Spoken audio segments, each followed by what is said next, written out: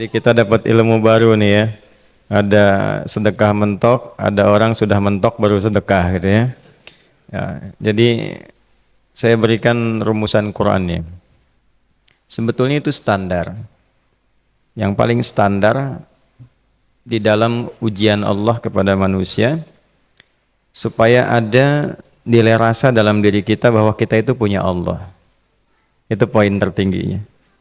Nah, biasanya pada titik-titik tertentu oleh Allah itu dihilangkan semua potensi-potensi dari makhluk sehingga kita bisa merasakan kenikmatan langsung untuk berinteraksi dan mendapatkan anugerah dari Allah. Itu titik tertingginya. Sambil contoh begini. Nabi Zakaria itu yang paling viral di Al-Quran, salah satunya divonis oleh manusia tidak akan mungkin punya keturunan. Secara klinis mustahil karena istrinya divonis monofos dan mandul. Secara medis semua sudah angkat tangan. Tapi apa yang dilakukan? Nanti ini akan melahirkan rumus di Quran surah kelima Al-Maidah ayat 35. Nanti jadi rumus standar dari apa yang dialami oleh beliau ini. Di titik itu beliau menangkap isyarat bahwa ketika manusia sudah mengatakan tidak mungkin, itu tanda awal dari Allah supaya kita langsung memohon kepadanya karena Allah ingin memberi tanpa perantara siapapun. Maka dilakukanlah kemudian solat. Solat itu dalam bahasa Arab, terjemahan kitanya artinya sesuatu yang tersambung, terkoneksi. Karena itu saat kita sedang solat, kita sedang menyambungkan diri kepada Allah. Anta'budallaha ka'annaka tarah. Kata Mas Ihsan tadi. Kita menyembah Allah dan kita merasa diawasi, dinilai oleh Allah. Maka dalam sholat itu beliau meminta. Ya, permintaannya viral. Qala rabbi habli min ladunka dzurriyyatan thayyibah innaka sami'ud du'a. Bahasa bebasnya begini, ya Allah, semua memvonis aku tidak akan mungkin punya keturunan. Sekarang aku memohon kepadamu saja yang tidak punya batas dalam pemberian. Nah, sebelum ke sedekah dengan harta, Allah mengajarkan dulu sedekahlah dengan tubuh kita. Karena tidak semua orang boleh jadi memiliki harta, tapi semua orang punya potensi untuk menggerakkan tenaganya untuk meminta. Oleh karena itu diletakkan sebelum harta itu sholat. Kenapa rukun Islam yang kedua sholat, selanjutnya zakat? Karena tidak semua orang bisa mengeluarkan harta. Kalau tidak ada satu pun mentok di harta, maka gunakan tubuh kita untuk menunaikan sholat. Itu rumus Nabi Zakaria. Maka beliau tunaikan di mihrabnya Maryam, minta ke Allah. Rumus kedua, sebut nama Allah, Asmaul Husna, sesuai kebutuhan kita. Jadi nggak harus 99. Misal, ini mau menuntut ilmu, sekolah, sebut ya Allah ya Alim, pemilik ilmu. Ada persoalan rizki yang ingin kita dapatkan, ya Allah ya Razak. Ada proyek, ada kegiatan yang kira-kira tantangannya tidak mudah, ya Allah ya Al-Fattah. Ini beliau minta karena divonis tidak mungkin, maka meminta kepada Allah dengan nama pemberian tanpa batas, namanya Wahhab. Disingkatnya Hab. Rabbi habli, ya Allah yang tak punya batas dalam pemberian. Mereka memvonis aku punya batasan, maka mohon anugerahkan darimu saja. Jika padamu belum sempat juga terkabul, maka mohon tunjukkan kepadaku dengan cara apa lagi aku mesti meminta.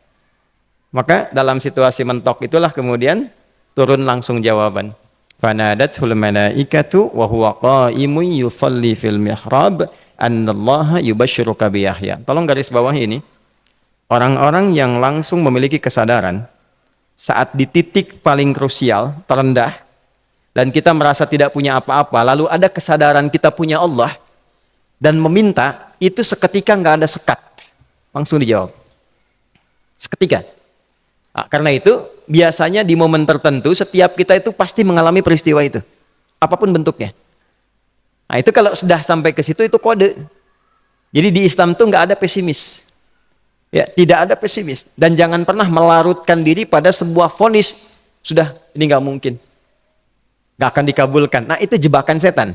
Karena declare pertama iblis ketika melakukan kesalahan itu kalimatnya jelas. Ana khairum minhu khalaqtani min narin wa khalaqtahu ya min tin. Saya lebih hebat, lebih bagus. Allah nggak mungkin nggak mungkin ada ampunan lagi. Jadi diteruskan kesimpulan ini karena nggak mungkin katanya diampuni, ya sudah bermaksiat saja. Karena nggak mungkin dikabul, ya sudah pesimis saja. Padahal di titik itu Allah sedang membuka. Temukan kata itu, temukan hubungan itu, minta itu tanpa sekat. Maka seketika malaikat turun menyampaikan, doamu dijawab. Itu sedang berdiri, baru selesai doa, belum selesai sholat, belum salam. Turun malaikat mengatakan, Allah kasih kabar, kamu akan punya anak, langsung namanya dari Allah Yahya. Jadi Yahya itu pemberian Allah. Ya, pemberian Allah. Yahya artinya hidup. Yang mustahil menurut manusia, lahir seorang bayi dari rahim perempuan yang divonis menopause dan mandul, kata Allah jadi dan hidup. Nah, rumus itu nanti terus dialami oleh para nabi, puncaknya di era Nabi Muhammad SAW, nanti melahirkan panduan di Quran surah 5 ayat 35. Ya ayyuhalladzina amanu ittaqullaha wabtaghu ilaihil wasilah. Perhatikan kalimatnya dengan detail ya. Hei semua orang yang masih merasa punya iman. Tuh iman kita disentuh. Jadi kalau mengalami persoalan di titik nadir, terendah, itu yang disoal oleh Allah imannya dulu. Kamu masih punya iman nggak? Orang beriman nggak mungkin pesimis. Orang beriman nggak akan putus asa. Orang beriman nggak akan bunuh diri. Imannya ditanya dulu. Katanya kau beriman, iman kamu di mana? Kalau masih punya iman, kata Allah, ini ujian dari saya, supaya kamu nyebut saya. Katanya ingin mendekat, kata Allah kan? Ittaqullah, nah ini rumusnya. Wabtaghu ilaihil wasilah. Kalau engkau pengen cepat dapat solusi, maka aku berikan perangkat untuk cepat mengabulkan doamu itu. Perangkat itulah disebut dengan takwa. Nah, takwa itu ada urutan 240 kali disebutkan dalam Al-Quran, dibagi pada 3 segmen. Segmen ibadah ritual, segmen ibadah sosial, satu lagi segmen rumah tangga. Ya, karena itu tinggal cari aja di ibadah ritual, misalnya sholat. Bangun tahajud malam, minta sama Allah, dekatkan diri kita. Salah satu kasusnya Nabi Zakaria. Ya, itu poin yang pertama. Yang kedua nanti ada maliyah sosial, itu yang tadi dipraktekkan, sedekah dengan harta. Ya, tidak harus banyak, yang penting Allah minta apa, ikhtiarkan, nggak akan dilihat berapapun nilainya. Yang dilihat itu ada nggak kemampuan mengimplementasikan imannya, itu poinnya. Titik itu, ya. Yang ketiga nanti di keluarga. Urutan pertama orang tua. Kata Ibnu Abbas radhiyallahu taala anhuma, tidak ada satupun aku melihat amalan tertinggi yang menarik perhatian Allah untuk memberikan ampunan pada orang taubat atau mengabulkan doa dengan cepat kecuali berbakti pada orang tua. Dan kisahnya viral sekali di Al-Bukhari, 3 orang terjebak dalam gua, kemudian tertutup batu besar karena berteduh hujan, tapi tertutup batu besar. Lalu ketiganya mendorong, tidak pernah bisa mengeluarkan tenaga yang mampu mengeluarkan mereka dari batu itu. Gak bisa gerak. Satu di antara 3 orang ini mengusulkan, sudah, ini tanda dari Allah. Jangan gunakan kekuatan kita lagi, kita diminta menggunakan kekuatan yang Allah berikan. Coba kita cari amalan rumus takwa tadi. Satu di antara 3 itu mengatakan, ya Allah, saya punya seorang ibu.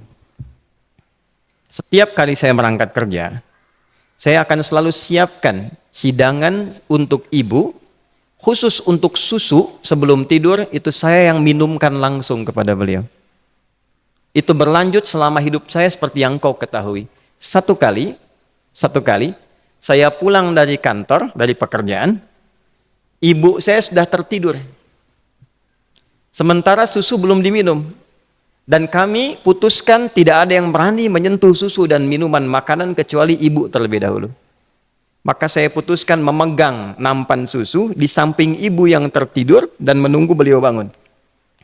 Tiba beliau bangun tengah malam, saya berikan susunya tanpa saya katakan saya telah menunggu cukup lama untuk memberikan susu itu.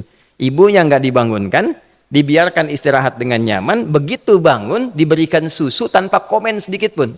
Nggak bilang, mas betulnya udah lama tadi nungguin deh. Langsung diberikan.